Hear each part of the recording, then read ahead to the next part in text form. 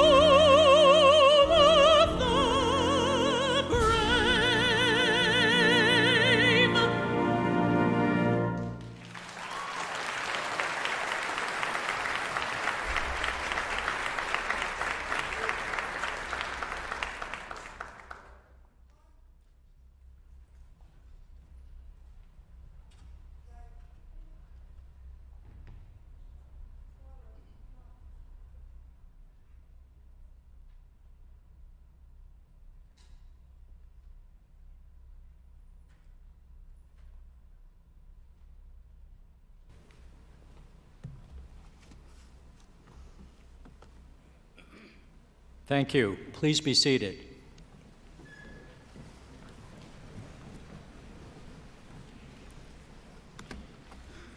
It is truly my honor to introduce the Reverend Dr. R.B. Holmes, Jr., pastor of Bethel Missionary Baptist Church, for the invocation.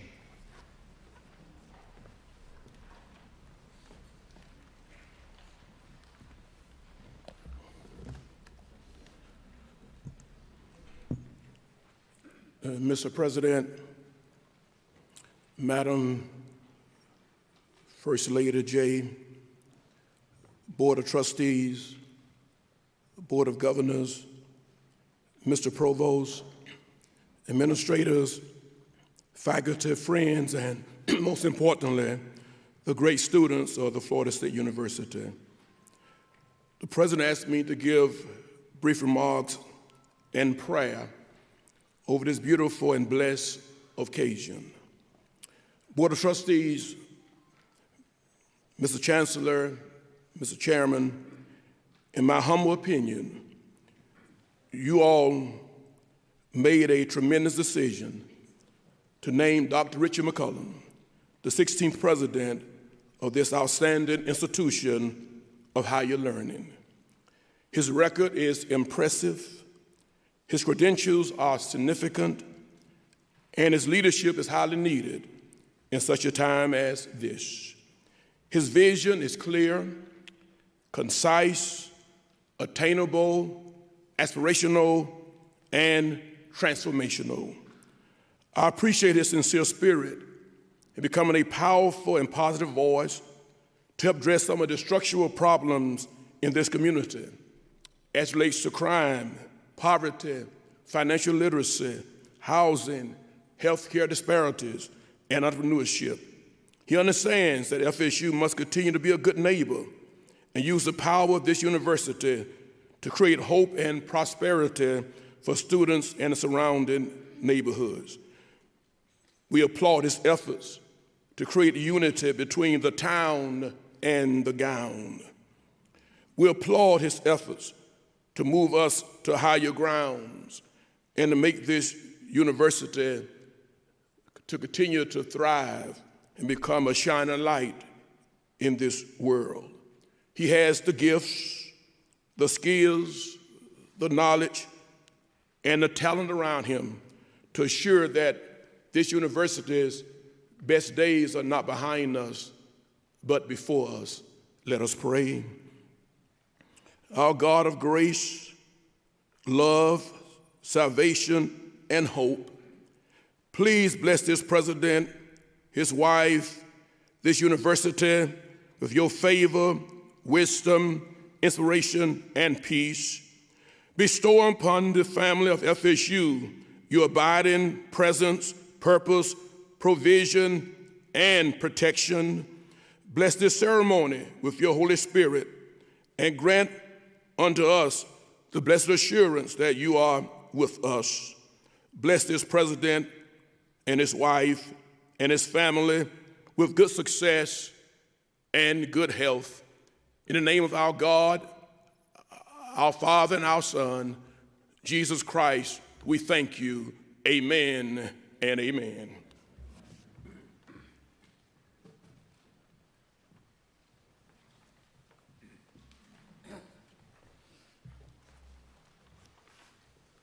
Thank you, Reverend. The highest faculty honor at Florida State University is the Robert O. Lawton Distinguished Professor Award. I'm honored to introduce the Robert O. Lawton Distinguished Professor of English, the wonderful poet, Dr. David Kirby.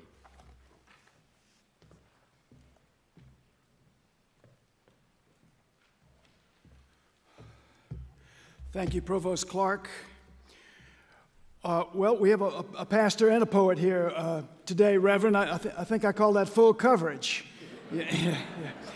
This is my adaptation of section 44 of Walt Whitman's Song of Myself. For a minute, I thought about reading section 14, which begins, "To you, endless announcements." But I thought that might empty the auditorium, since anybody with an FSU email probably feels they get endless announcements already.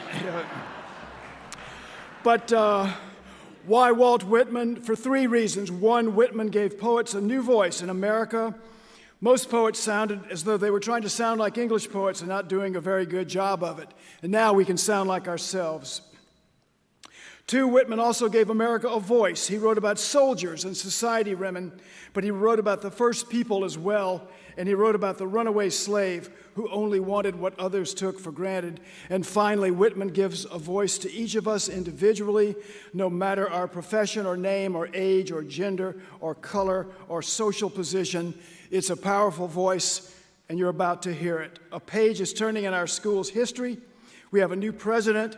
You'll hear the voice of an individual, yes, but the voice of our university as well as it begins a new day. Walt Whitman, Song of Myself, Section 44. It is time to explain myself. Let us stand up. What is known, I strip away. I launch all men and women forward with me into the unknown. The clock indicates the moment, but what does eternity indicate? We have thus far exhausted trillions of winters and summers. There are trillions ahead and trillions ahead of them. Births have brought us richness and variety, and other births will bring us richness and variety. I do not call one greater and one smaller. That which fills its period and place is equal to any. I am an acme of things accomplished and an enclosure of things to be. My feet strike an apex of the stairs. On every step, bunches of ages and larger bunches between the steps, all below, duly traveled, and still I mount and mount. I look down, I see the huge first nothing. It gave birth to me, it bore me forth. Now I stand before you, a robust soul.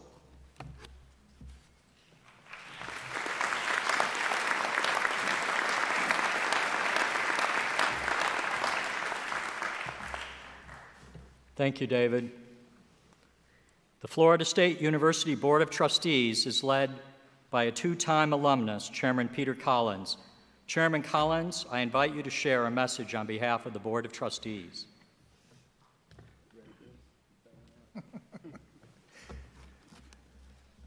Thank you, Jim. Chancellor Kreiser, members of the Platform Party, visiting delegates, emeriti, faculty, staff, and students, and distinguished guests. It is my distinct pleasure to bring greetings on behalf of Florida State University Board of Trustees, as well as the entire university community, and to welcome you once again to the investiture of Dr. Richard McCullough as Florida State University's 16th president. As a member of the 380,000 living alumni, and as chairman of the Florida State University Board of Trustees, it is an honor to witness this milestone and to help usher in a new era at our university. Investitures are important traditions in higher education, marking a historical moment in the life of the institution. These moments in our history allow us to look back on what we have accomplished, to look forward to our desired achievements, and to recognize a new leader that will not only be a steward of our history, but be the singular driving force to get us where we want to go. Today, we are marking the start of President McCullough's tenure here at Florida State University, one which I believe will lead us to extraordinary heights. Some of you might have asked, why are we marking President McCullough's start 6 months late? In fact, I was telling people over the last couple of weeks that I was coming up to Tallahassee for today, and they said, well, wasn't President McCullough hired several months ago? Why is it taking so long? And then the comment was, well, I guess it was due to COVID, because everything's due to COVID. So, Mr. President, I began to question these questions myself. And after conducting my own research, and it is important to note here, I'm a business school guy with not a lot of research bona fides on his CV. I've found what I believe to be a consensus around three possible reasons that it took so long. A, all universities operate slowly, and we're lucky it got done this quickly.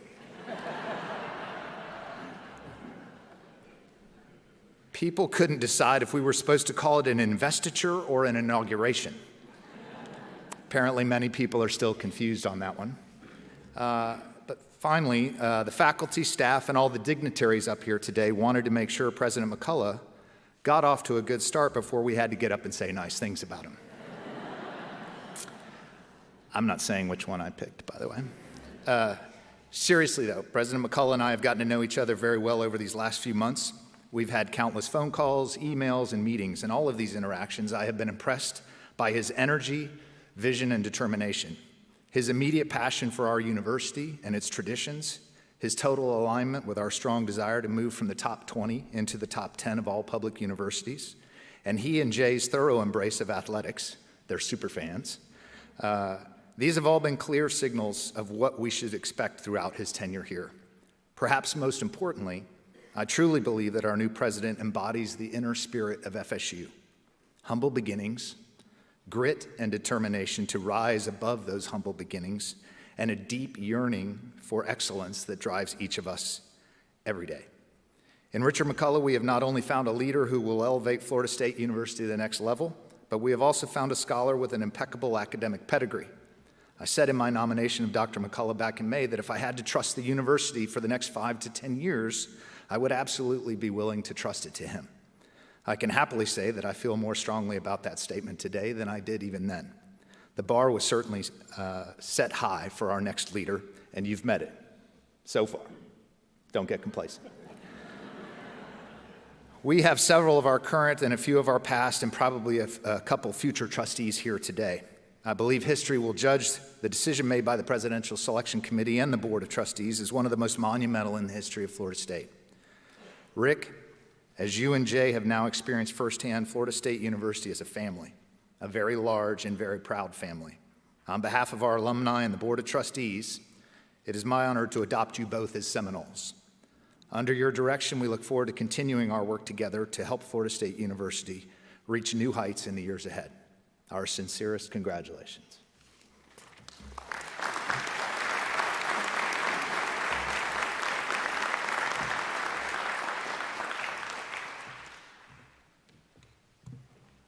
Thank you, Chairman Collins.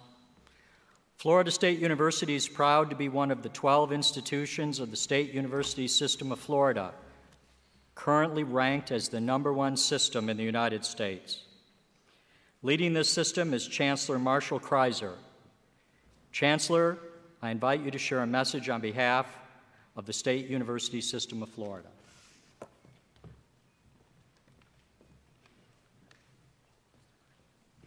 I have abandoned my script at my seat, which is almost as scary as when a speaker says, "Let me be brief." But as I came here today, I was thinking a lot about a lot of things, I guess, getting ready for today. And I wanted to most especially thank Chair Collins, the Board of Trustees at Florida State University, all of the individuals who served on the search committee and who served in the search process, in the process in which you found Richard McCullough. I want to thank Rick and Jay's families for sharing them with us. This is a big family, and it will take up a lot of their energy and time. But you also are part of that family, and your support of them is going to mean a tremendous amount. And then finally, you like it when they say "and finally," I thought about something I really wanted to share about my observation of Dr. McCullough. I remember during his interviews, one of the great discussions with each of the candidates was the aspiration to join the Association of American Universities. And typically, and you may wish I had forgotten this, but typically in that discussion, an answer would be something like, well, we've got a 5-year, a 10-year plan. We're going to build on that, and we believe we can get there, out there. Rick said, FSU is ready. We just got to get our message out further. I don't think you did the Southern accent when you did it, but we just have to get people to understand us better and understand what's going on at this university. So what I would like to say to you today on behalf of the State University System of Florida, we are behind you, we're ready, and go Noles.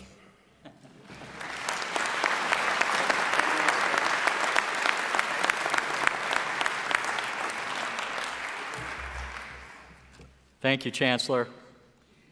When you meet a Florida State University student, you know the future is in good hands, and our next speaker is no exception.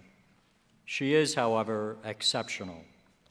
As student body president, she's a member of the FSU Board of Trustees. She also is a member of the Florida Board of Governors, where she represents the 400,000 students in the state university system. Student body president and university trustee Janvier, I invite you to share a message on behalf of the students of Florida State University.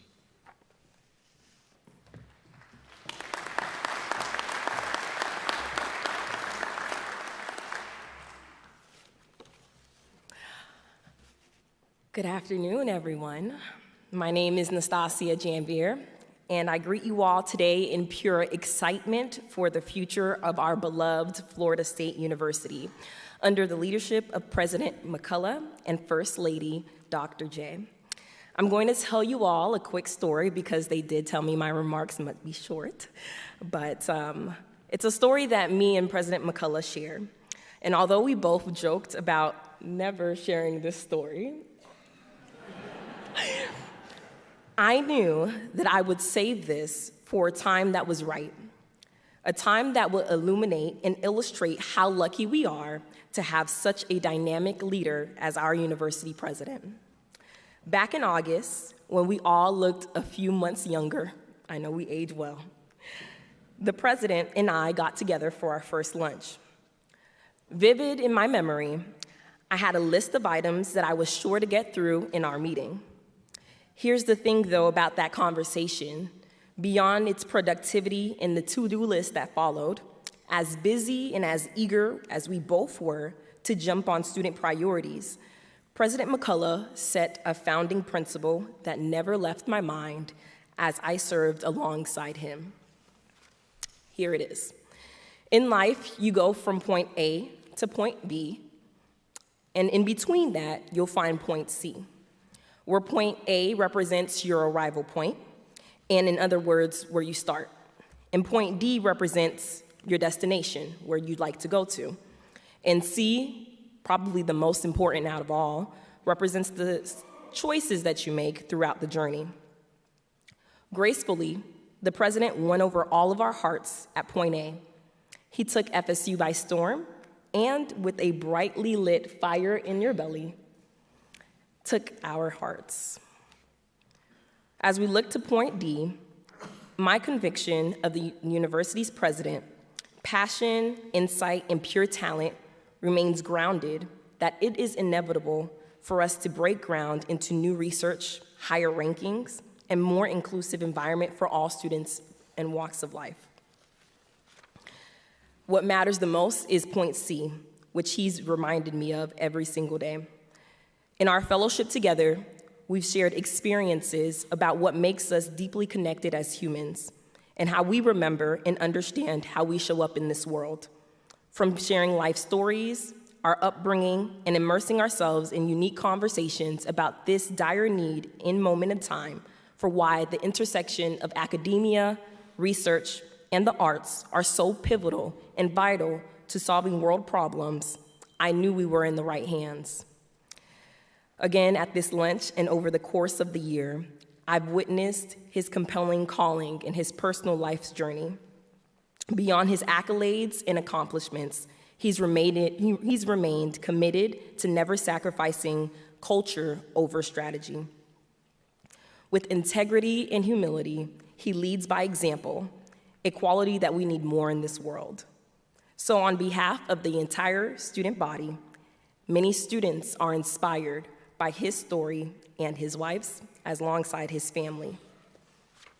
As a first-generation college student, he paved the way for so many others.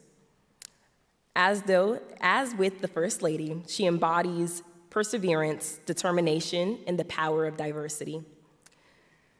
It is because of both of their stories that allow me, as a first-generation immigrant, to dream beyond my circumstances.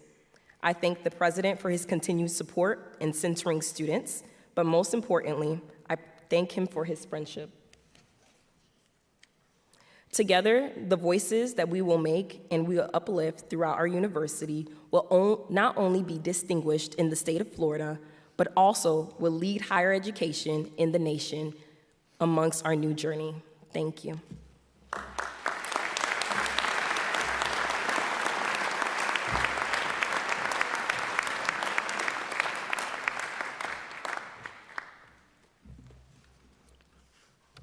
Thank you, Nastasia. The faculty are at the heart of the university's mission: teaching, research, service. The heart of a university is its faculty, and Dr. Maxine Montgomery epitomizes the very best of Florida State University. Professor Montgomery, I invite you to share a message on behalf of the faculty of Florida State University.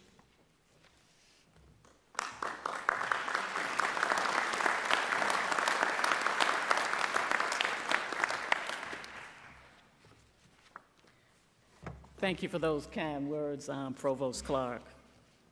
Mr. President and esteemed guests, it is an honor to be here this afternoon, and I am especially pleased to take part in the investiture ceremony for Dr. Richard Dean McCullough as Florida State University's 16th president. I've had the pleasure of working with President McCullough on numerous occasions during the last few months. With each encounter, I have been in awe of his servant leadership and the manner in which he approaches each decision with professionalism, transparency, integrity, and compassion.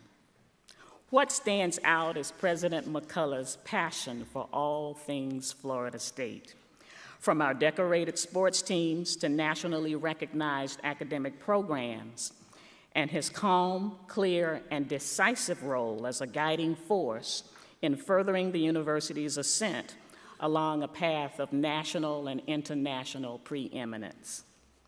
I witnessed this passion during a grueling interview process as he fielded tough questions about his administrative and professional experience, along with his vision for Florida State as a preeminent research university.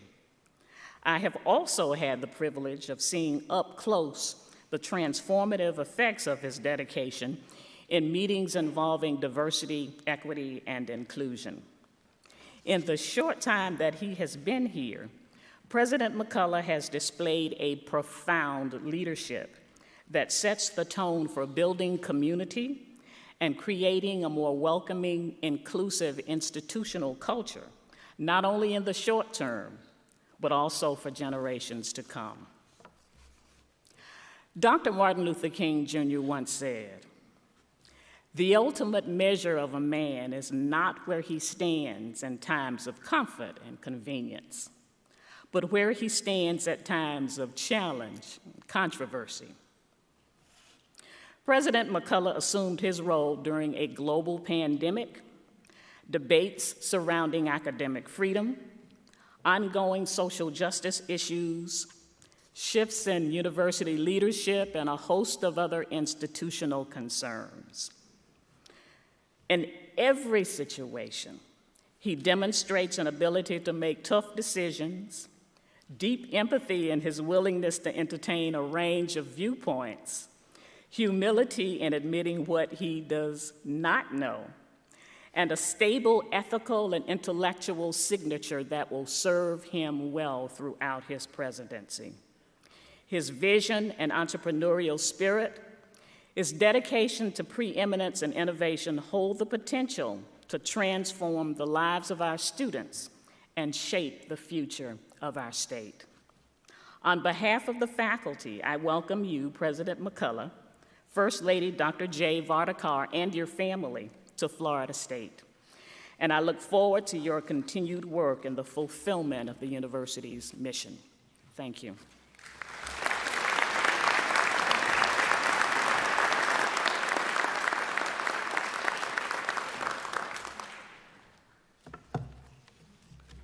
Thank you, Professor Montgomery. Many of you know that President McCullough and First Lady Vardacar are great supporters of our student athletes and should be also considered super fans of our athletic teams. Dr. McCullough early on said he was looking forward to being at a university with a national reputation on the fields of play. The day he started at FSU, he visited with Coach Norvell and his team. A competitive spirit is part of being an FSU Seminole, and no one embodies that spirit more than Mike Norvell. Speaking on behalf of all members of the FSU community, staff, alumni, and fans, is our football coach, Coach Mike Norvell.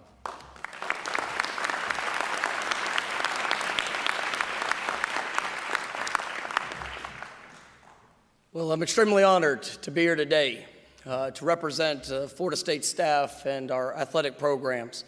And to the organizers of today's events, I was told that I had about 3 to 5 minutes to speak. Well, good luck to you and God bless. I'm so excited about the future of Florida State University. Under the leadership of President McCullough and the great board of trustees that we have, the pursuit to elevate this wonderful institution to new heights, to the greatest of days, to the opportunity that is in front of us. It is an exciting time to be a Seminole. And I do want to take a moment to thank all those that have come before us, to those that have invested and worked to build an unbelievable foundation in such an incredible place. Great days are ahead because of the work that you put in. And so we thank you from the bottom of our hearts for all that you've done and the opportunity that's been provided. And to President McCullough, I've been so very impressed as he's come into this transitional time and in taking this office, to see his passion, his commitment, the way that he's embraced the Seminole standard, the way that he's embraced the Seminole family. From that first meeting that he had with our football team, from the way that he stood in front of them and he shared his heart, his passion, his pursuit of excellence in all that we do. I mean, that passion shows up on a daily basis. As I've got a chance to sit back and watch him work over these last few months, I mean, the purpose of every day in being able to provide the all-inclusive collegiate experience for us to truly aspire to be the best academically, athletically, social development, community involvement, and research advancement. He embraces the Seminole way in all that he does because that's what makes Florida State special. It's not just about being good in one area. It's truly embracing that all-inclusive relationship and having an understanding of what we represent and who we are as a university and as a Florida State family. You know, as I think through this experience and the opportunity that's ahead, you know, as you walk into my office, I actually have a picture that sits behind my desk. And it's the first thing that I see every day that I come into work. And it's a picture of a mountain. And on this picture it says, the person on top of the mountain didn't fall there. I'm gonna say that again. The person on top of the mountain did not fall there. They had to climb. And for us, we all aspire to do the same thing. We all aspire to be the best. We all aspire to get to the top. But it's the journey that makes the experience worth it. And the most important thing about that journey, about the opportunity, about what we are all going through, man, is the next step that's in front of us. And to be able to believe and to pour all the passion and the energy that we have into that step, just being the best that we can possibly be, embracing that all-inclusive experience of what makes Florida State special. Now, on that journey to the top, I promise you there's going to be times that we might slip, that you might even stumble and potentially fall. But the whole key to that journey is a willingness to get up, the willingness to keep climbing, the willingness to give everything that you have in your pursuit of greatness. And I can tell you that I stand here today with the ultimate confidence in our leader, in the board that is serving and supporting him and this university. We will get to the top. And I'm so excited for the future of Florida State University and everyone that gets to benefit because of the great people that are willing to serve, that are willing to sacrifice, and that are willing to do things in a respectable manner. So to President McCullough, congratulations, sir. Today is a great day, and go Noles.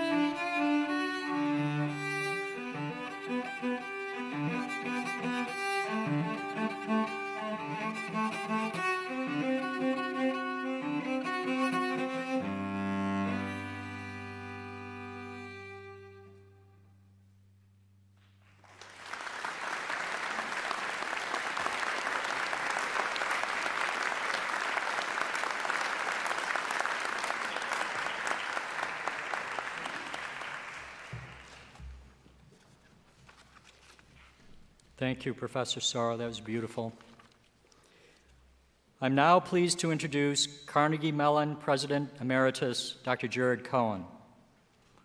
Dr. Cohen served as president from 1997 to 2013. During his tenure, he advanced progress on many fronts, including teaching and research, international activities, diversity, and economic development. Before serving as president of Carnegie Mellon, Dr. Cohen served as the dean of the School of Forestry and Environmental Studies at Yale University. Welcome.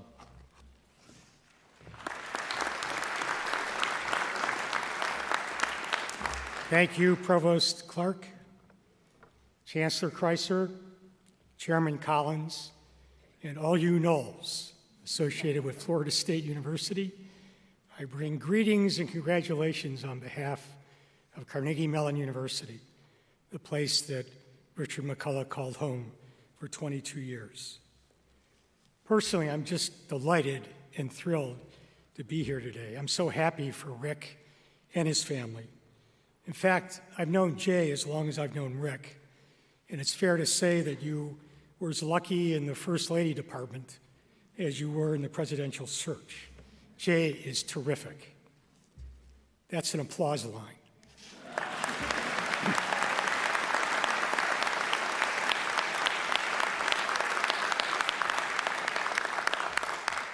Congratulations to you, Jay, and to your entire family. And I know Rick will agree with me when I say how important family is, not just because of their love and support, but because they also keep us grounded. After spending a day being listened to, deferred to, kowtowed to, yes sir'd to, no sir'd to, there's nothing like coming home to the woman for whom you are the person that takes out the garbage. Not that Rick will ever take out garbage during his presidency, but you get the idea. Or to the grandchild to whom you're just Papa Rick. I learned this lesson even before I became president. On the day of my appointment at Carnegie Mellon, I called everyone I knew or I was related to, including my mother-in-law. When I told her the good news, she said, "Oh, that's wonderful, dear. Where is Carnegie Mellon and what is it?"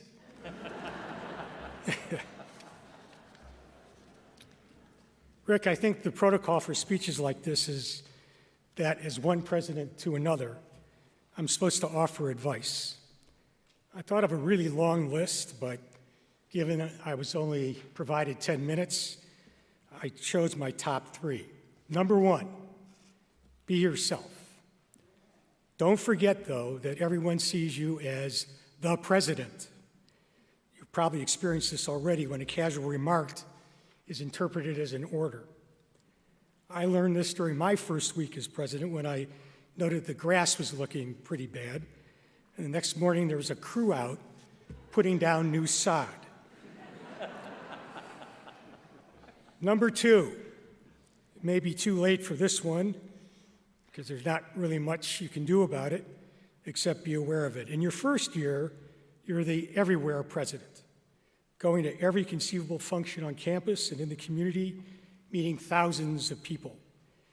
In your second year, you're the president that's gone AWOL as you hit the road to visit alumni and donors.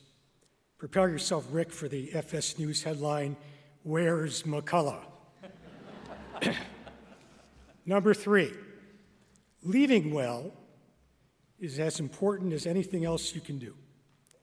Now, I know this sounds weird at an investiture ceremony. It's even creepy, I guess. It's like planning your own funeral. But the importance of it is apparent when you consider how disruptive it is when a president is forced from office or when the transition goes poorly. I got this advice from an article written by a former president, but in my case, I might have followed the advice too well. For a combination of reasons having to do with length of terms and a fundraising campaign, I wound up announcing my departure 2.5 years in advance. Rick, don't do that. For my last 2 years, people kept stopping me on the street saying things like, "Hey, didn't I read that you died or that you left town or something?" Actually, I don't think Rick needs any of this advice.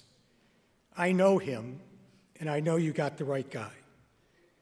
Those of us who were at Carnegie Mellon with Rick knew him as a successful researcher, a great mentor, an excellent administrator, and a company creator immersed in the economic development that catalyzed Pittsburgh's rebirth. Anybody who reads his bio knows all these things, though. But let me tell you about an event that you wouldn't know about. Rick's thinking right now, "Oh my God, not that, Jerry."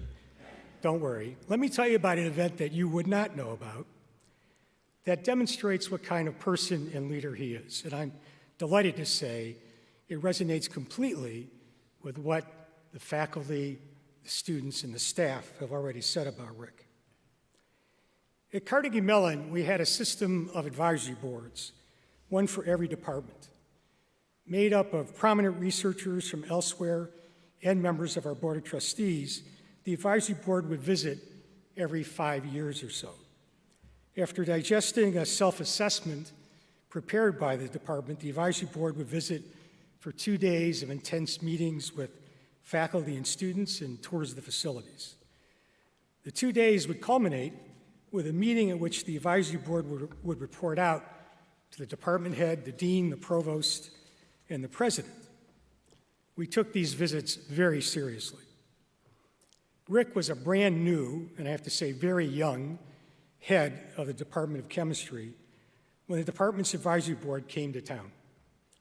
This was an especially distinguished group of chemists which had some strong recommendations.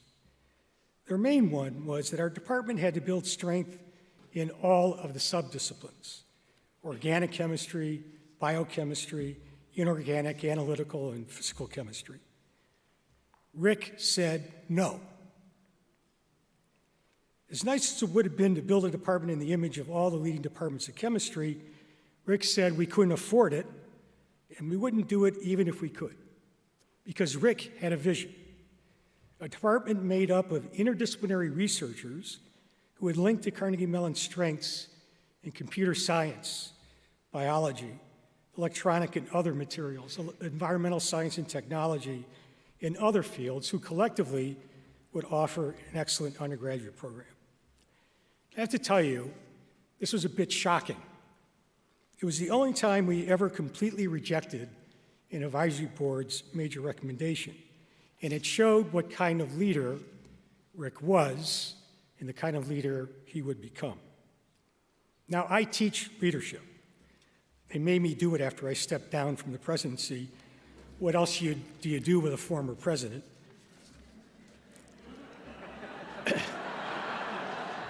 Let that be a lesson to you, Rick. In the 8 years I've taught the course, I've learned a lot.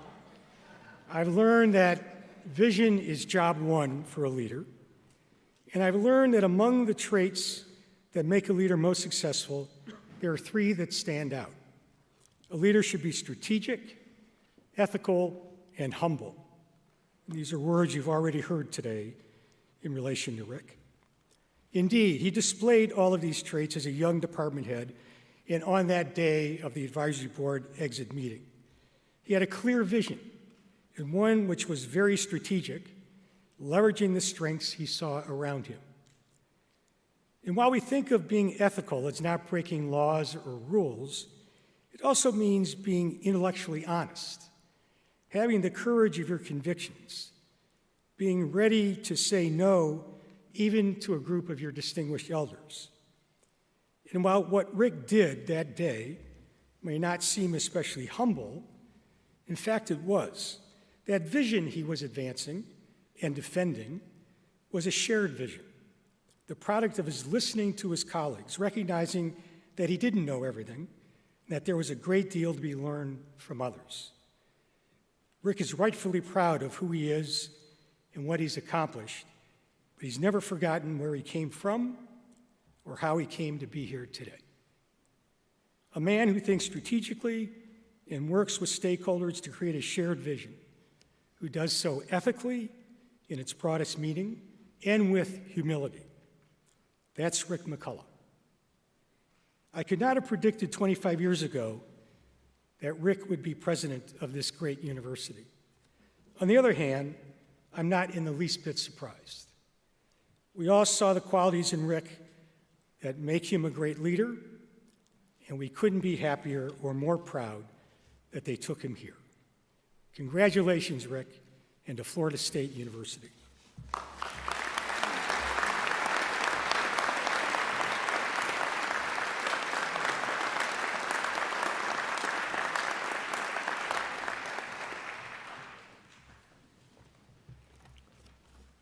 Thank you, President Emeritus Cohen. It is now my honor to introduce Harvard University President, Dr. Lawrence Bacow. President Bacow is a widely admired and experienced leader in American higher education. He's known for his commitment to expanding student opportunity, catalyzing academic innovation, and encouraging universities' civic engagement and service to society. President Bacow is the former president of Tufts University and past chancellor and chair of the faculty at the Massachusetts Institute of Technology. Welcome.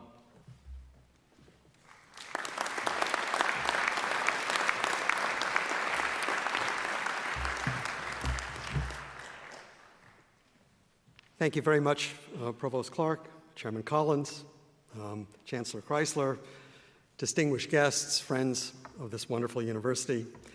Good afternoon. I'm really pleased to offer crimson greetings to the garnet and gold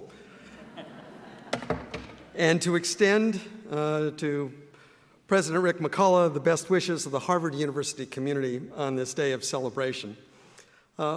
FSU, you have really chosen well.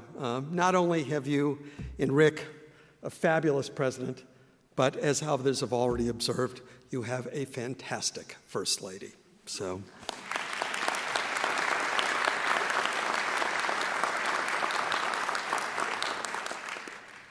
Tomorrow, after the festivities have ended, I ask that you all assist Rick as he comes to know and understand more fully the many people who make this great institution everything that it is. He will need and will appreciate your support as he undertakes extraordinarily demanding work of extraordinary variety. Now, I also thought, Jerry, about what advice to offer Rick. And so I actually went back to the person who I learned how to be a university president from. It was Chuck Vest, former president of MIT, one of the truly great leaders, I think, in American higher education. And I think Chuck put it best. To do this job, you only need to be a politician, a fundraiser, a budget cutter, a salary raiser, a spiritual confessor, a negotiator, a diplomat, a parental substitute, a guardian of public safety and public health, provider of wholesome and tasty dormitory meals, a dedicated researcher, a conservator of age-old values, a politically correct and hip leader, a supporter of big-time athletics, box checked, a witty spokesman to the press, an expert of all things, a humble servant, a charismatic leader, an eloquent speaker, a sophisticated host, an example of physical fitness, a literary critic, a scientist, a historian, an arbiter of musical taste, an expert on waste disposal, never hurts, a friend of the city council, the legislature, and the governor, a towering public figure, and just one of the gang.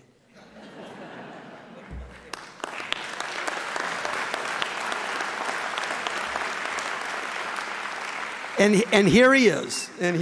Now, I would also say that a sense of humor is another presidential expectation, and I think that's already been met and extended, so exceeded, not to worry. I'm really honored to stand on this stage for many, many reasons, but first among them is my family's connection to this institution that has meant so much to so many.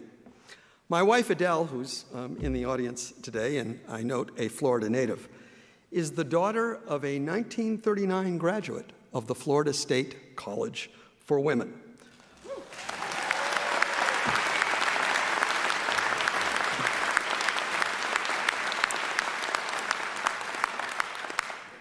Adele's mother, Margaret Fischler, earned her bachelor's degree on this campus and then went on to lead a long life of meaning, passion, and purpose. A gift and a friend to every community that she called home. She was really a wonderful woman. Meaning, passion, purpose. A good education kindles them, and I think a great education actually stokes them. I know a few people more intimately aware of the truth of these truths than your new president. He embodies the hope of American higher education, and I think he instills hope in everyone he meets. Our nation needs more that kind of skill right now. Colleges and universities across the country, including this one, are going through times as challenging as any I have seen in my lifetime. Our value is being questioned and tested. Our values are being challenged. The pursuit of knowledge, the very existence of facts and the perennial search for truth, something that is absolutely at the core of our mission, all are being questioned. Research undertaken on our campuses creates opportunity, progress, and prosperity, and it has done so for as long as our institutions have graced our communities. Earlier this morning, Mark Hamlet quoted from, Mark, where are you? There you are, Mark. Stole actually one of my favorite quotations in all of American higher education when he quoted Daniel Patrick Moynihan, former Harvard University professor for many, many years, and of course a distinguished United States senator. And Pat used to say that if you want to build a great city, first build a great university and then wait a few hundred years.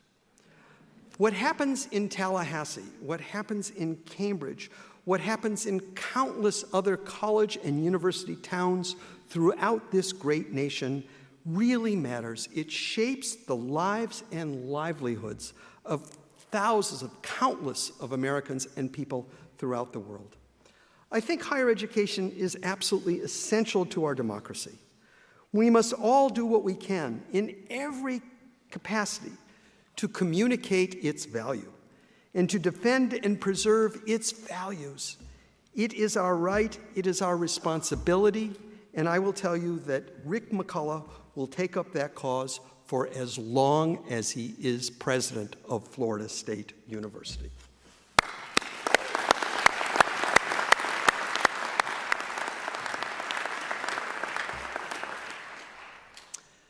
Now, if I can be a little bit personal here, one of my mother-in-law's most prized possessions was a handkerchief that was given to her early in life by her piano instructor, a nun who had precious little to call her own. The gift really, I think, represented the beauty of education, the power of generosity, and the enduring bond between teacher and student.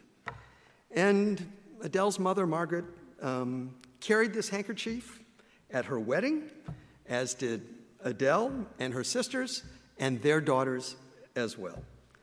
I think this is symbolic of how learning passes from generation to generation. It proceeds and endures and improves lives of individuals as it repairs and restores our nation and the world. Rick, I was thinking about what I could give you, and no, it's not the handkerchief. I'm sorry. That stays in the family. It's an heirloom. But I did want to offer you a token of affection from your Harvard colleagues, your Harvard family, that I think that, or at least I hope that you will keep close to your heart. So it had to be small. And so I have a little gift to give you, and it is a pen that is made from the wood of a red oak tree that stood in Harvard Yard for hundreds of years. And I hope that it will remind you of the many people that have supported you, have inspired you, but may it also inspire you as you write a new chapter in the history of this outstanding community of scholars and teachers. We all have great hopes and great aspirations for you, Rick, as you will lead Florida State to even greater heights. Congratulations.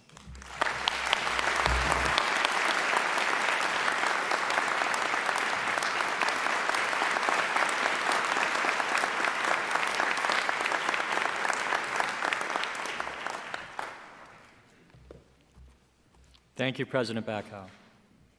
I now ask Dean of Undergraduate Studies and Associate Provost, Dr. Joe Shea, to lead the lighting of the FSU torches.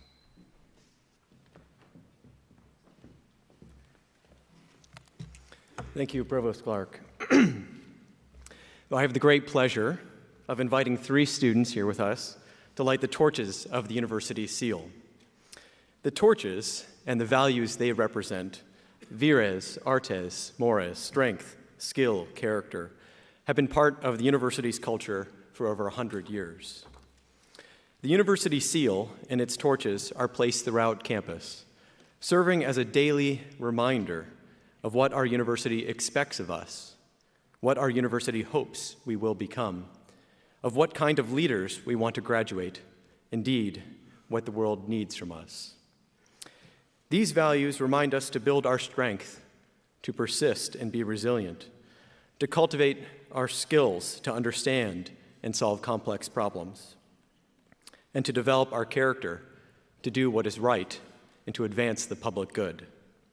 These values are needed today, perhaps more than ever. The students with you today embody these values.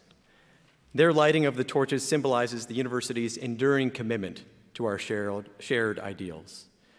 First, I invite Beata Olson to light the torch of Vires. Beata is a sophomore student athlete and helped lead FSU's 2021 National Championship soccer team. She translates her academic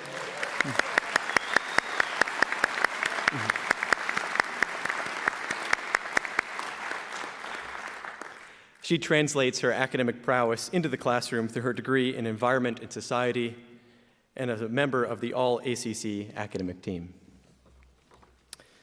Next, I invite Abril Hunter to light the torch of Artes. Abril is an undergraduate presidential scholar, president of the FSU Student Senate, recipient of the Ernest F. Holling Scholarship from the National Oceanic and Atmospheric Administration, and, as we just learned, a Truman Scholarship finalist.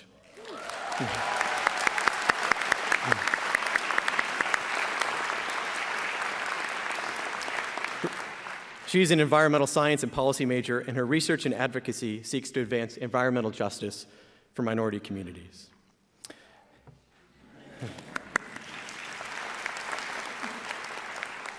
Finally, I invite Max Do Rodriguez to light the torch of Mores. Max is a graduate student studying criminology and criminal justice while working in criminal defense advocacy. Born in Cuba, Max is the first in his family to attend college, graduating from FSU 2 years ago with a Bachelor of Science degree in International Affairs.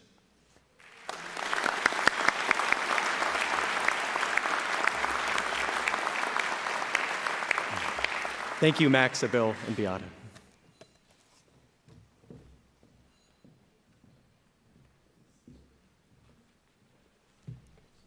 Thank you, Dean O'Shea. Beata, Abril, and Max, thank you.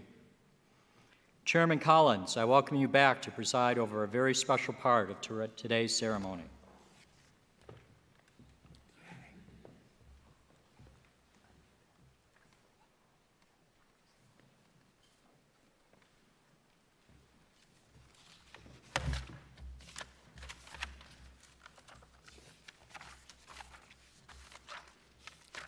All right, I screwed it up.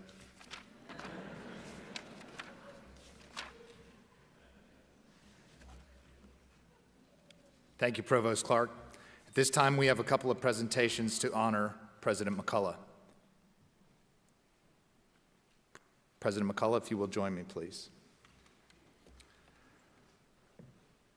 For more than 7 decades, Florida State has worked closely side by side with the Seminole Tribe of Florida.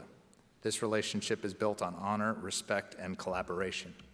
It is my pleasure to introduce Florida State University alumnus and Seminole Tribe of Florida member Kyle Doney.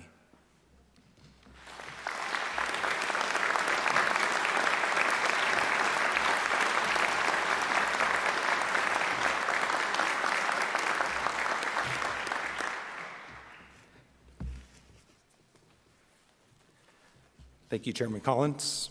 Chiantamo. Today is an important day for Florida State University. As an alumnus, I'm excited for President McCullough's leadership. As a tribal member, I look forward to working with him to maintain the long-standing relationship between my tribe and FSU. To commemorate today's important event and the tribe-university relationship, it is my honor to present this handmade patchwork jacket on behalf of the Seminole Tribe of Florida. Congratulations, and Shinabish.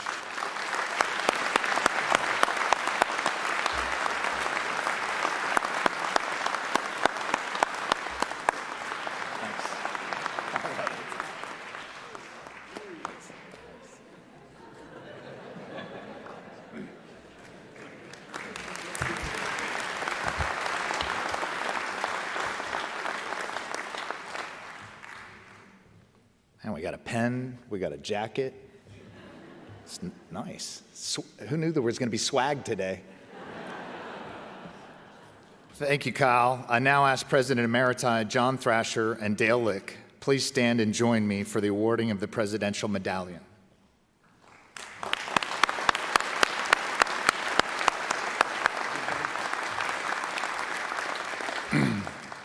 The medallion bears the university seal and was first presented to then FSU President Bernard Sliger by the Alumni Association at the revived fall convocation of 1988. President Emeritus Lick, please present the medallion to President McCullough. President Emeritus Thrasher, please confer the medallion to President McCullough.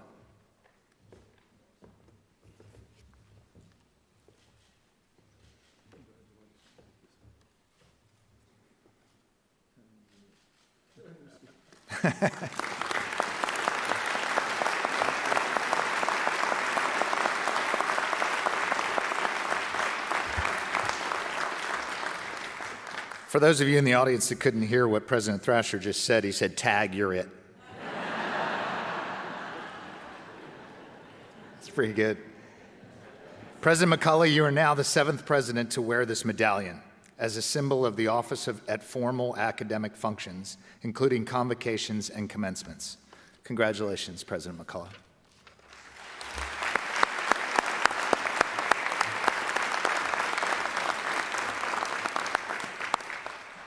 Thank you, Chair Collins. Now it is my honor to introduce Harvard University Provost, Dr. Alan Garber. Dr. Garber is a distinguished economist and physician and serves as Harvard's Chief Academic Officer. Welcome.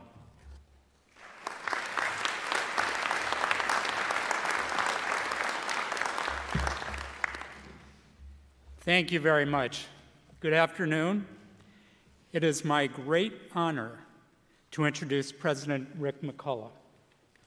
I am so happy to be here with you today for this celebration, and not only because it's snowing in Boston today. As you all know, Rick is originally from Texas. It wasn't hard to see how much he missed southern weather during his decades in the chilly north. Up north, people say there's no such thing as bad weather, just bad clothing. Rick, usually the sharpest dresser in the room, didn't seem to interpret bad clothing the way most of us in New England did. We'll work on that, Rick. As you all know, he's extraordinarily accomplished. I won't dwell on all that he's done. You've heard a lot about it today. But I want to speak instead about how he's managed to do it. What makes Rick special? What you don't see on his resume. What really sets Rick apart is his skill as both a problem solver and as a people person. He also has an entrepreneurial streak that's deep and wide. He has a rare gift for listening well and bringing people with different backgrounds and interests together, often to solve intractable problems. As you know, universities have no shortage of intractable problems. Some people might even say they have intractable people as well. Rick would never say that. A decade ago, I recruited Rick to be the Vice Provost for Research at Harvard. I knew he was the best and that he would be great to work with, but I could not have foreseen his impact. He was already a highly accomplished administrator when he arrived from Carnegie Mellon, where he had spent 22 years. As faculty member, head of the chemistry department, dean of the Mellon College of Science, and finally, as the university's vice president for research. During his years at Harvard, his contributions to the university were many and consequential. Almost all of these accomplishments stem from Rick's let's get it done attitude and his ability to bring people together to pursue a common goal. Let me give you one example. Early in the pandemic, Rick led our university lab reopening committee. He brought together dozens of people from across Harvard schools and affiliated hospitals to chart a safe path forward to restart laboratory research once the state would allow us to. Most of our scientists wanted to get back to the lab as soon as possible. Others were hesitant. It seemed that every one of them had his or her own idea about how to move forward. Feelings were running high. Rick had the unenviable task of forging consensus. And because he is Rick, he pulled it off. He helped get this pillar of our academic mission back on track quickly and safely at a particularly trying time. His wizardry at forming partnerships was on full display in the launch of Landmark Bio, a new regional facility for innovation in gene and cell therapy. It is a joint endeavor of Harvard, MIT, 3 industry partners, and 5 Boston area hospital systems. It took a few years and hundreds of conversations to develop the concept and to secure the participation and financial commitment of each partner organization. Opening later this year, Landmark Bio is already adding to the vitality of the life science community in the greater Boston region. Rick played a key role in making it happen. He pursued the opportunity with vision and dedication, even stepping in for a few months as interim CEO, while still doing his day job as Vice Provost for Research. He was effective because he listened, genuinely and attentively, learned from what he heard, and spoke plainly and persuasively. These skills are surprisingly rare. Rick has them in abundance and puts them to good use. Now, Florida State University will benefit from Rick's leadership and his decades of experience at Carnegie Mellon and Harvard, as well as his disarming manner and his determination to build and to make things better. He gets to leave his heavy down coat behind as he embarks on this new endeavor. And he also gets to avoid a plane back to snow-covered Boston, unlike some of us here. So now I will hand the mic over with huge congratulations to FSU and appreciation to Rick, to my good friend and colleague, the president of Florida State University, Rick McCullough.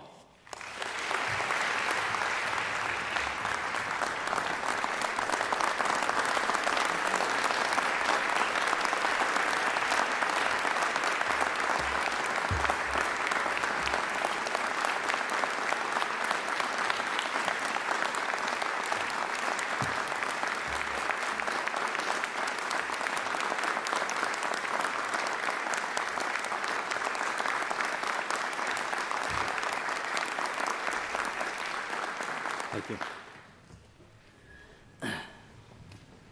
Thank you, Alan, for that kind introduction. It's great to see you. Good afternoon, Mayor Daley, Commissioners, Chairman Collins, members of the Board of Trustees, Chancellor Kreiser, members of the Florida Board of Governors, my fellow presidents, and colleagues from universities around the nation, members of the Seminole tribe, students, faculty, staff, alumni, family, and friends from around the world, Tallahassee community. Thank you all so much for being here.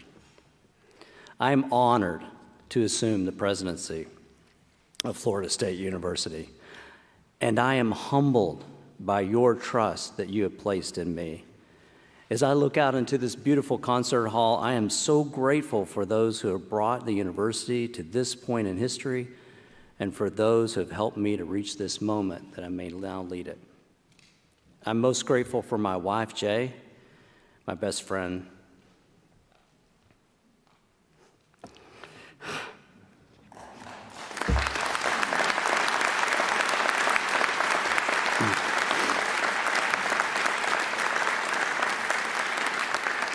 My best advisor, love of my life, my greatest source of encouragement and guidance. I'm so glad we're partners in this journey together. I'm overjoyed to have my son Jason and daughter-in-law Sarah and son Dylan here to share in the celebration. I'm so proud of you all. Our wonderful granddaughters, Gladys and Archer, are still a bit too young to enjoy the day, but they will celebrate with us at the party tonight. I love you all so much. I'm honored to have Sarah's parents, Melanie and Lynch, here, and blessed to call them family. I want to thank my parents, Barbara and Raymond McCullough, for their love and support, and if they were here with us, they would have loved to have been here, for sure. I am pleased that two of my predecessors are here with us today, President John Thrasher, Dale Lick.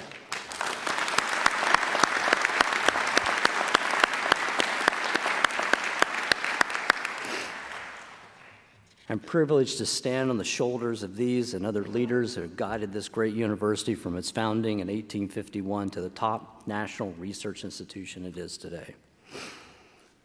There is a distinct bond that connects all of us in higher education, and I want to acknowledge my fellow presidents and colleagues from universities around the nation who have joined us. I'm so honored that you're all here. I owe a special thanks to my colleagues from Harvard and Carnegie Mellon University who have offered friendship, guidance, and support throughout my career. Harvard President Larry Bacow and Carnegie Mellon University Emeritus Jared Cohen. Jerry, thank you so much for the special greetings, kind words. I especially thank you for providing me with a model of leadership, your wise counsel over the years, and your advice as I've begun my presidency has been invaluable. I've learned from the two of the very best, for sure. I want to thank Carnegie Mellon Provost Emeritus Mark Hamlet for his friendship and his masterful strategic brilliance and academic prowess, and showing me, most importantly, showing me how to keep the most stressful circumstances light and in perspective. I learned from the master.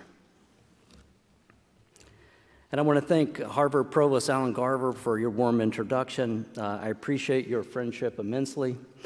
I feel so fortunate to have worked with you and learned so much from your steady, calm leadership, your caring and kind approach, your powerful intellect, your breadth of knowledge. Your mentorship has meant much to me. Thank you. And thank you to the Investiture speakers. I was touched by the greetings from the representative of the FSU Board of Trustees and the Board of Governors, faculty, students, staff, athletics, the community, and the Seminole tribe. The university honors its unique and collaborative friendship with the Seminole tribe of Florida. I'm so honored by your special gift today. I will wear it with care and with pride. This university is not only located on the ancestral and traditional homelands of the Seminole tribe, but we are entrusted by the tribe with a rare honor and responsibility of calling ourselves Seminoles, the Knolls. Among much else, this forms our solidarity with the Seminole tribe, unconquered peoples whose power inspires all activities at this university. Finally, I want to thank everybody in the Florida State community who has generously and warmly welcomed Jay and me into the family. You know, although we are new here, when we arrived in August, it really felt like we were coming home.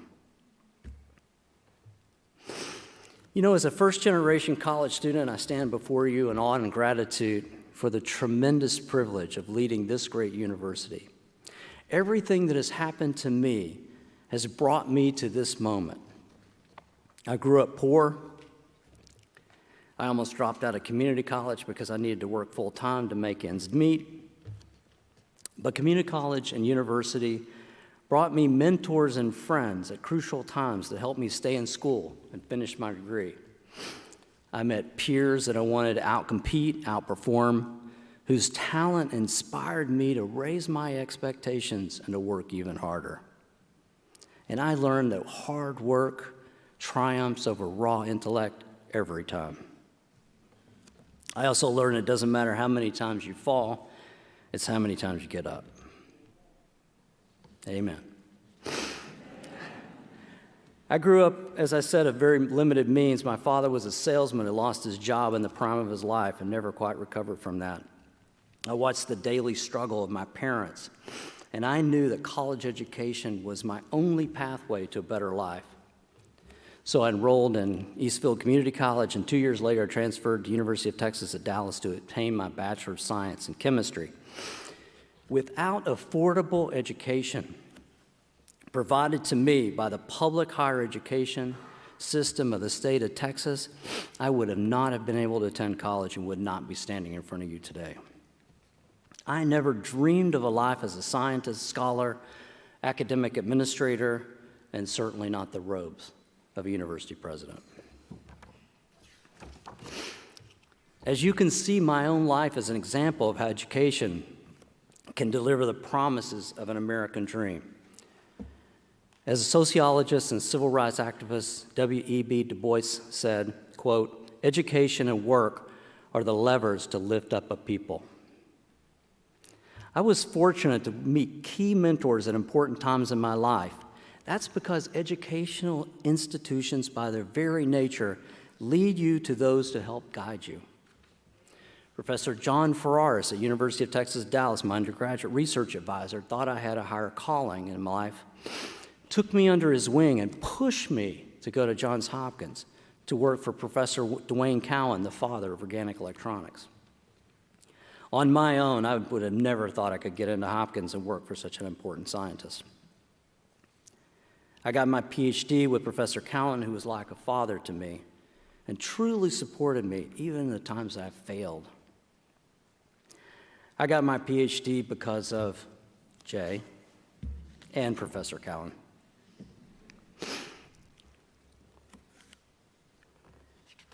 After my Ph.D., I was very fortunate to work with Professor Ron Breslow at Columbia University, my postdoctoral advisor, who discovered multiple fields of chemistry in his first 5 years as a professor, one of the most brilliant minds of our time, who expected the absolute best from all of his students and postdocs. I truly learned the meaning of hard work and pushed myself to achieve at a higher level. If Professor Cowan and Professor Breslow were alive today, I know they would be proud. I think of them with great fondness and appreciation today. Today is not only just a momentous day in my life, but a joyous one in the history of Florida State University, an institution that began as a seminary of learning before it became one of the finest women's colleges in the South, and then finally becoming a co-educational research university 75 years ago. Today, we mark new beginnings, and this ceremony offers the unique opportunity to reflect on our past, celebrate the present, and look to the future. It's an occasion to consider the purpose of a university and articulate our greatest aspirations. The word university comes from the Latin universis, meaning whole, entire. It's a fitting term because as a university, we strive to give our students a whole, complete education, learning about the sciences, social sciences, the humanities, arts, and the professions. We strive to educate our students in meaningful ways so they can think at the forefront of their fields, engage with the world around them, and make the world better.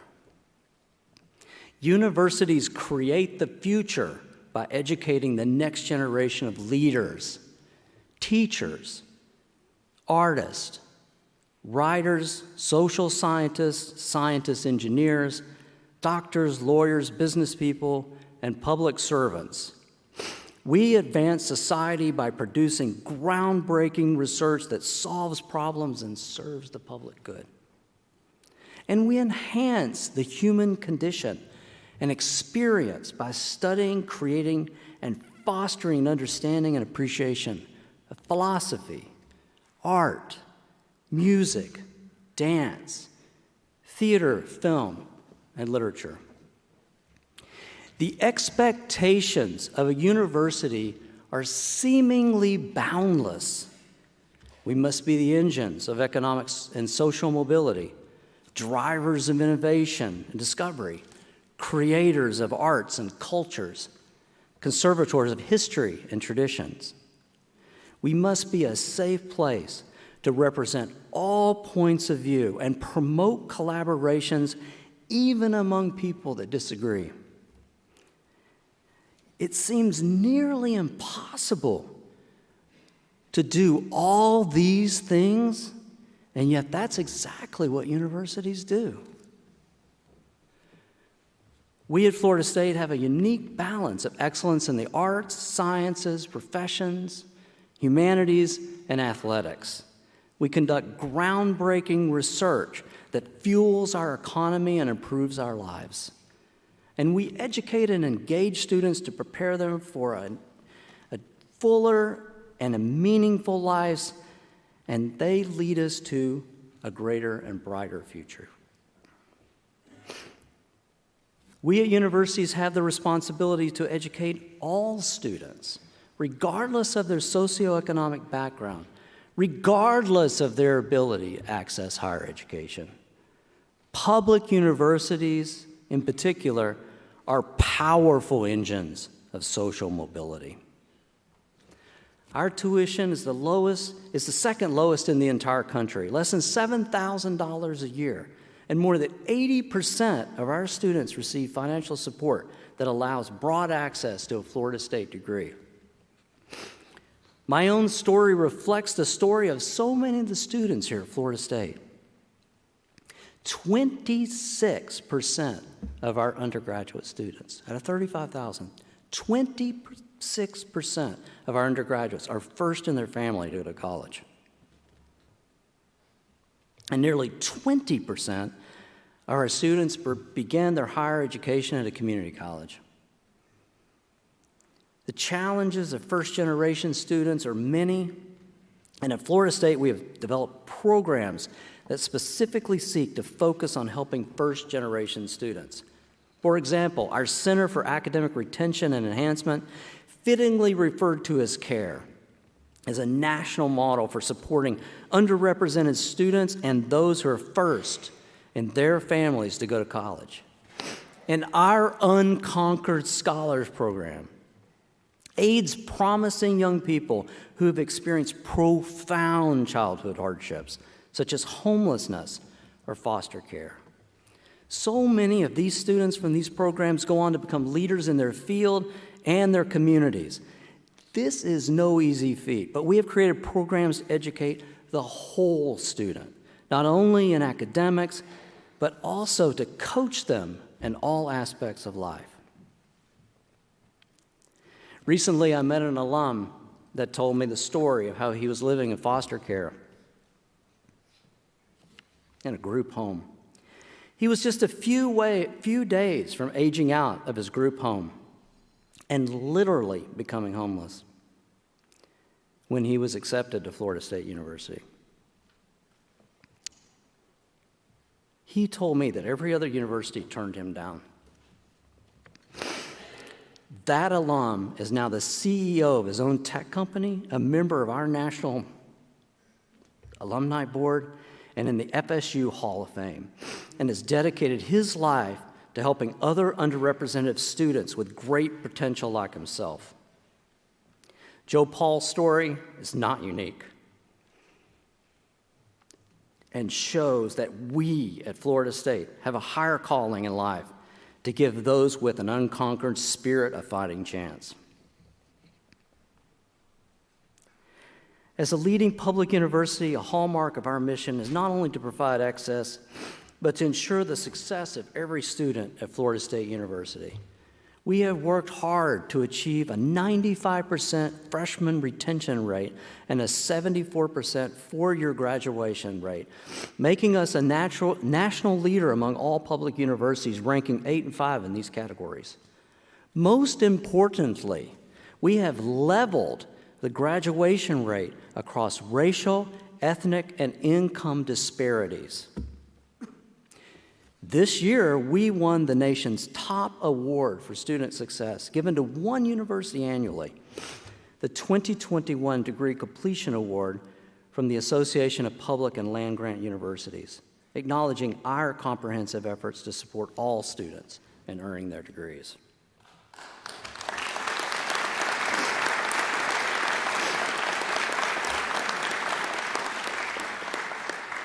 As a public university, we stay true to our values of access and opportunity, and we maintain very high admission standards.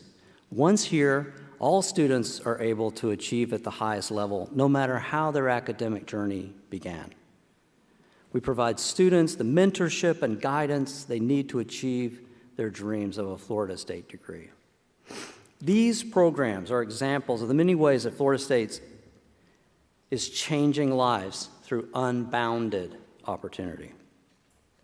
And we will continue to build on our successes by increasing resources for our nationally recognized Care and Unconquered Scholars Program and supporting initiatives to continue to create one of the nation's most diverse talent pipelines and climb in quality while assuring student access.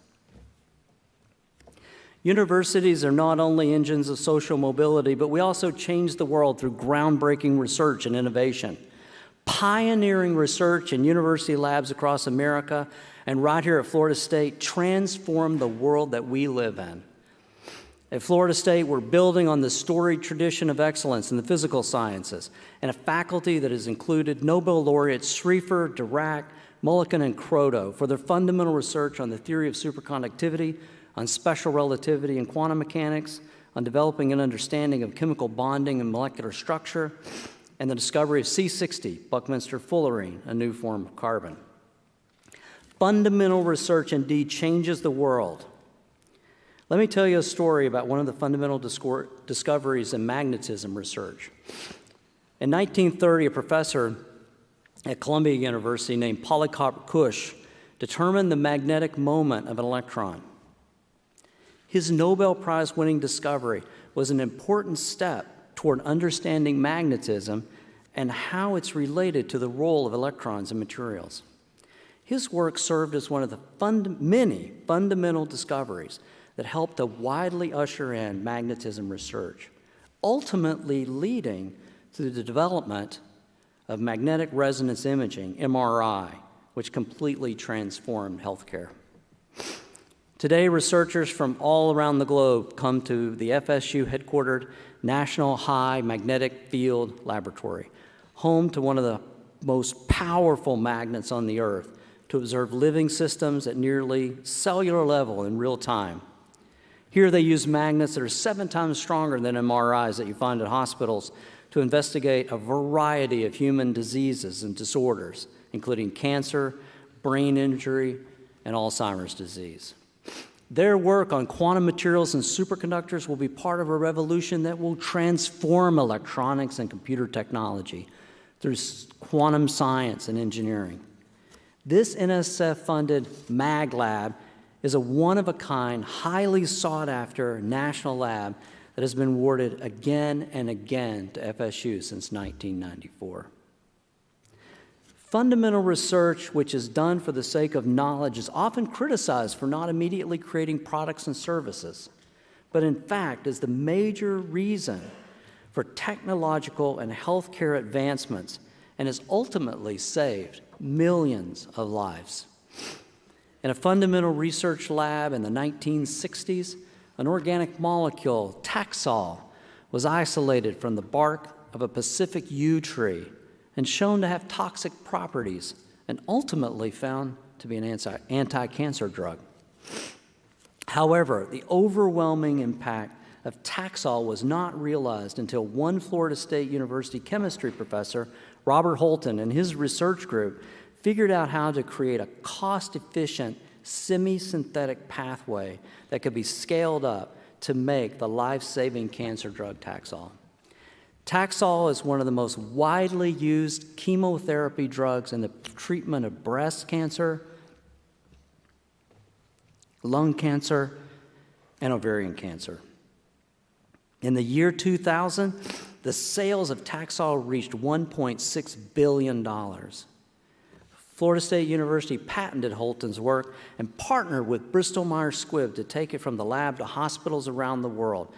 The deal generated the most royalty income from any university licensed technology in the entire United States. While this is an incredible example of where fundamental research can change the world, of course, not all fundamental research has this level of impact.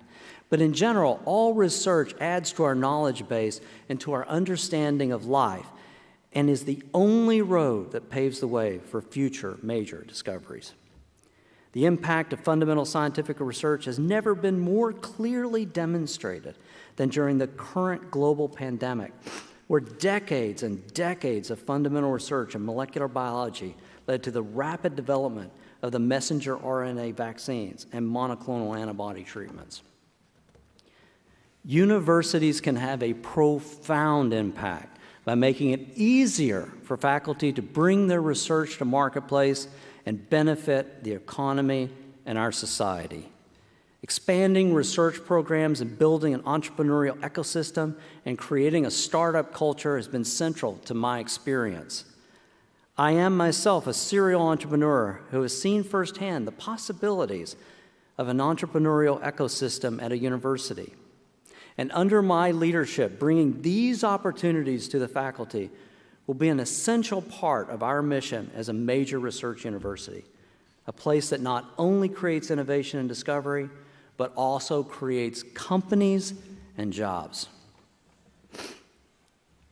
In the times we live in, with such amazing technological advancements in genetic therapies and precision medicine, it's more important than ever to have scholars to help us think about the ethics and morals as we apply these advancements to our lives. Universities are not only places of innovation and discovery, but also havens of profound scholarship and artistic creation. It has been proven time and time again that the power of expression can change the world. The arts move us in deep ways to connect us with each other on a human level, and they have a power unlike any other. FSU's tradition and excellence and passion in the arts dates to the late 19th century when West Florida Seminary, now FSU, offered classes in music and drawing and painting.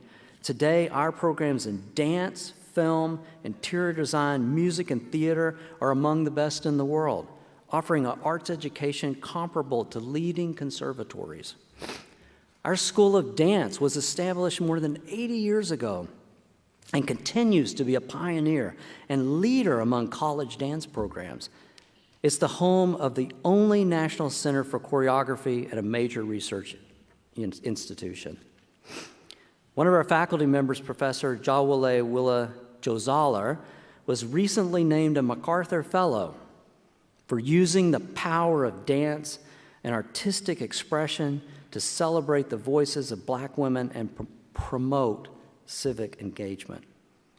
Professor Zoller is changing the world by spreading what she calls the gospel of dance. She recently received a $3 million gift from Mackenzie Scott for her work.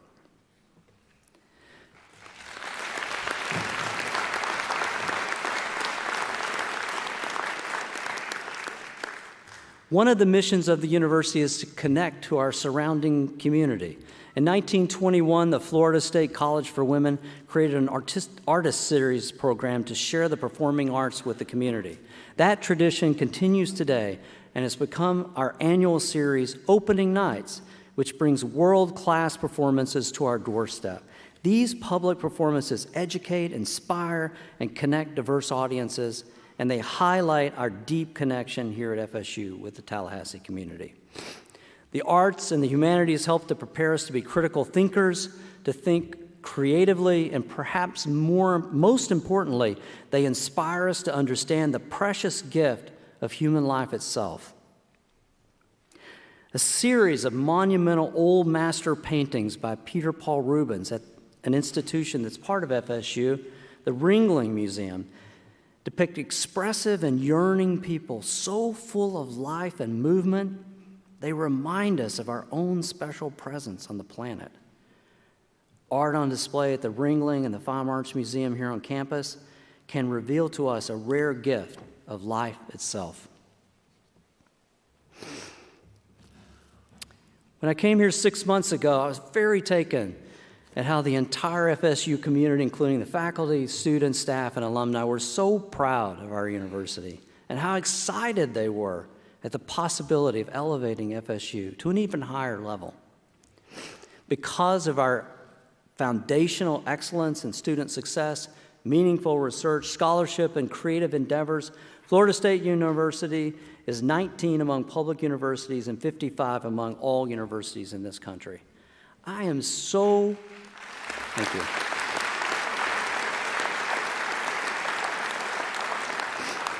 I am so impressed at how quickly Florida State achieved this recognition. In just 6 years, this university rose from its ranking in the mid-40s to the top 20. That meteoric rise is one of the things that attracted me to FSU, and I have come to learn that the striving to be continually better is core to what Florida State is all about. There's a competitive spirit here that you see all over the campus, from our athletic fields to our classrooms, our labs, our studios. I believe that competitive nature and champion spirit is rooted in our storied tradition of having top-tier Division I athletics and our winning of 20 national championships.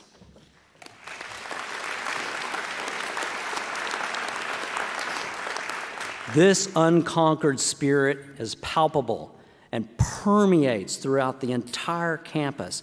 Our students, faculty, and staff have an unbridled energy that's driving us forward, and I am confident that we will continue to climb.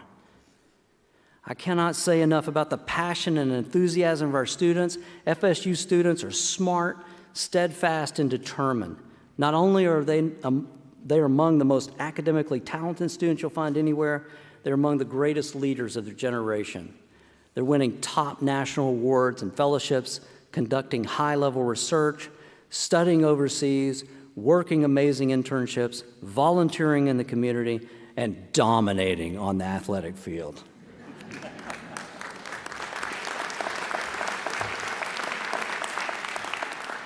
They think critically and creatively and are stalwart in the face of setbacks and are thoughtful, active members of our intellectual community. Not only are we producing students who are driven and ambitious, but we're also producing students with good hearts that are good citizens who can make the world a better place. They, after all, are our greatest legacy. And the quality of students continues to rise. This year, we had 75,000 applications for 6,200 slots, a 25% increase. This year's incoming class will be on par or better than the very top public national universities. Graduate education is a hallmark of any great research institution, and our graduate applications have grown by nearly 85% over the last 4 years and are up 21% this year, also leading to an improvement in the quality of our graduate students, the fuel for research discovery.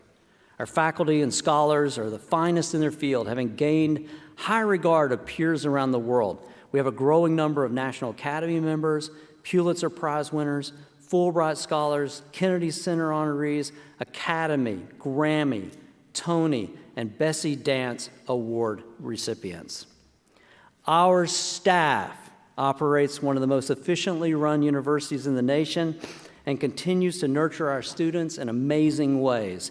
It is the staff that make this campus a beautiful and welcoming home away from home for all of us who live, study, and work here. They are the backbone, the nerve center of our great university. Our students and faculty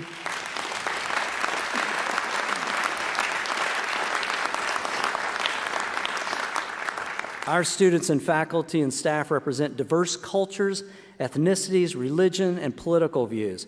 They have had different life experiences, including our veterans, our international, and our non-traditional students. We live in a global society where our students have access to one of the largest study abroad experiences with campuses in London, Florence, Valencia, and Panama City, Panama, giving them opportunities to experience different world cultures. This diversity is one of the hallmarks of Florida State University, where we believe that diversity is a pathway to excellence. and therefore provide a safe place for diverse views, intellectual debate, freedom of expression, and the freedom to pursue unfettered academic scholarship and scientific inquiry.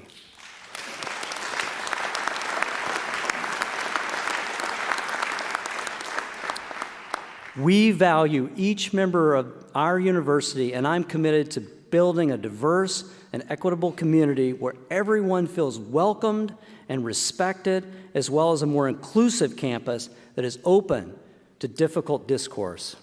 We are living in very polarizing times where people are afraid to voice their opinions unless they're with like-minded people. We must lead the way in moving to a civil society where we can all vigorously disagree and yet compromise and walk away with a common purpose.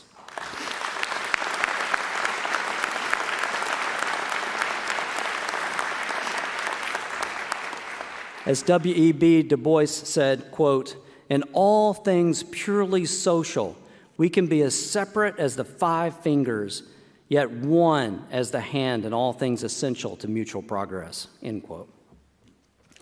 As a public university, we also embrace our commitment to serve the people of Florida. We are grateful for our crucial partnerships with political leaders in the state of Florida. Their ongoing investments make it possible for our university, including the College of Medicine, nursing, social work, education, and law, to educate effective professionals, conduct translational research, and provide science-based care to Floridians. Every day, FSU touches the lives of our most vulnerable urban and rural communities across the state, improving the plight of children, the elderly, and families living in chronically unserved areas. I began this address by talking about the purpose of the university. Florida State University President Robert Strozer spoke of this very topic during his 1958 inaugural address, and I quote, "No institution has had the right to use the title university unless it is more than a group of colleges and schools. It must have an air of excitement about learning as its pervading tone. It must have graduate and professional areas where important work is underway. It must be dedicated to pure research as well as distinguished teaching." The quote goes on to say, "We have earned the right at this institution to call ourselves a university. We shall earn the right to be called a great university," end quote.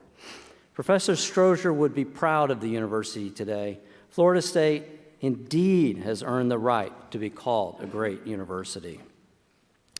Now our challenge, our responsibility, is to become even greater. To be greater, we will continue to invest in academic excellence and student success. To be greater, we will grow our research enterprise and strengthen our commitment to entrepreneurship.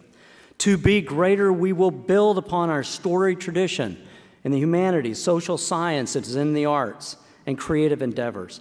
To be greater, we will provide the support needed for our professional schools as they achieve preeminence.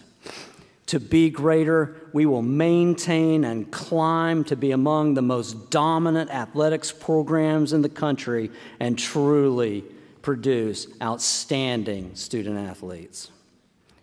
We have audacious goals. We'll expand our life sciences and medical research through our creation of FSU Health. We will build capacity for excellence with our new transformational student union building, our new interdisciplinary research building, our new medical research building, and our new business school building.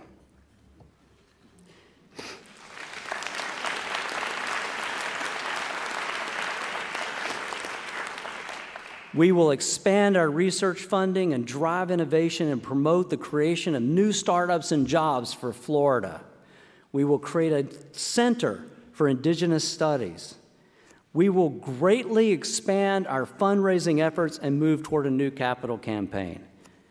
We have immediately started to grow our faculty, as evidenced by 170 current searches. With relentless pursuit of these goals, I have no doubt we will be recognized among the top 15 public universities in America with our eye on number 10, and be invited to join the Association of American Universities.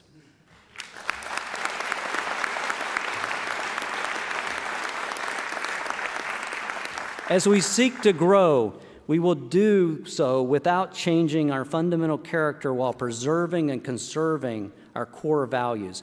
We will change Florida State University without changing Florida State University. The expectations of a university are indeed unbounded. The expectations of a university president are also understandably great.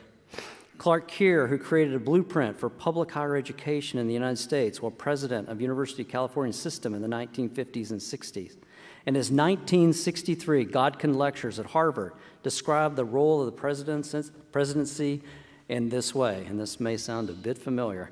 Quote, "The university president of the United States is expected to be a friend of the students, colleague of the faculty, a good fellow with the alumni, a sound administrator with trustees, a good speaker with the public, an astute bargainer with foundations and federal agencies, a politician with the state legislature, a friend of industry, labor, and agriculture, a persuasive diplomat with donors, a champion of education generally, a supporter of the professions, particularly law and medicine, a spokesman to the press, a scholar in his own right, a public servant at state and national levels, a devotee of opera and football equally, and a decent human being," end quote.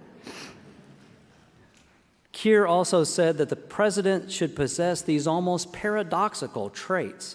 Quote, "He should be firm yet gentle, sensitive to others and sensitive to himself, look to the past and future, yet be firmly planted in the present, both visionary and sound, affable yet reflective, know the value of a dollar and realize that ideas cannot be bought, inspiring in his visions, yet cautious in what he does, a man of principle, yet able to make a deal, a man with broad perspective who will follow the details conscientiously," end quote.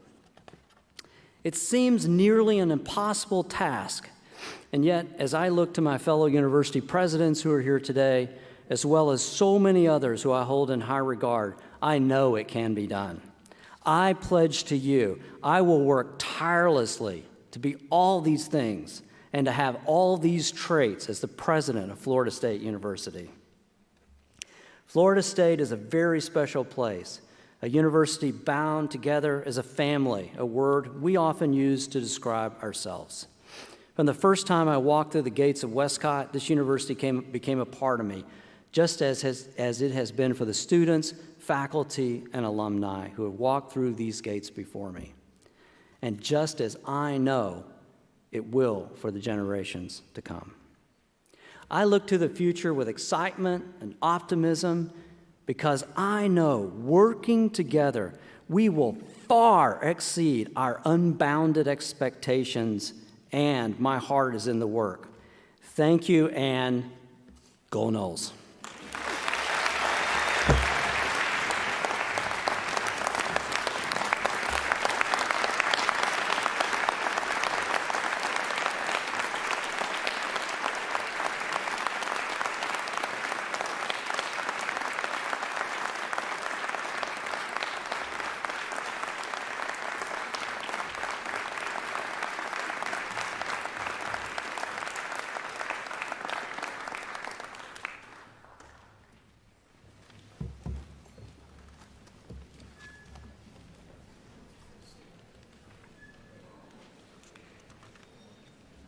Thank you, President McCullough, for your inspiring address.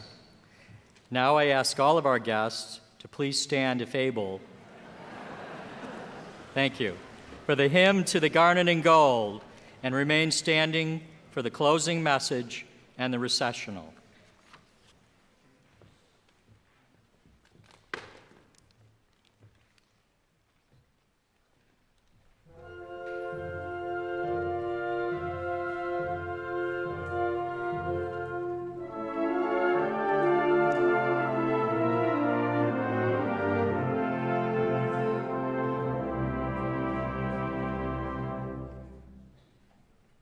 Here's a hymn to the garnet and the gold, bringing to the sky.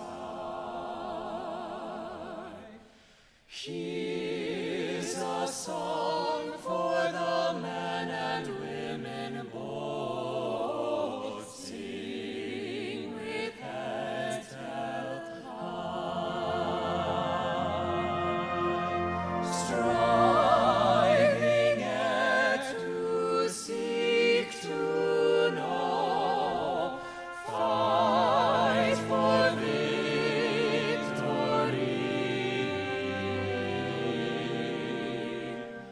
Alma Mater, this our song to you, echoes FSU.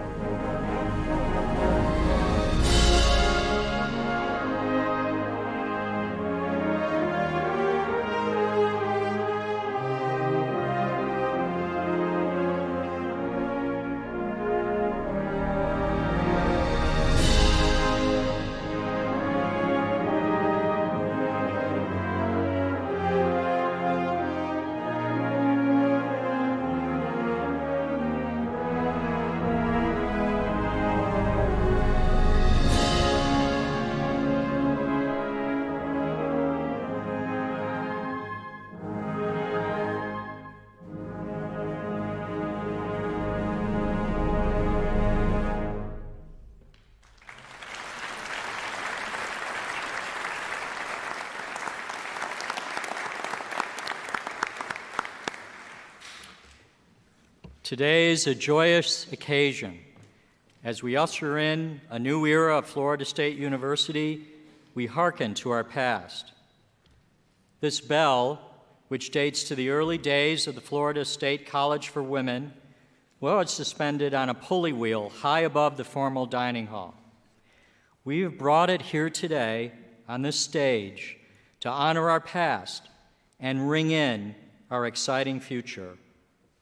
President McCullough, with your ringing of this bell, we officially close today's investiture ceremony. We commit to your vision and share your aspirations for our beloved Florida State University.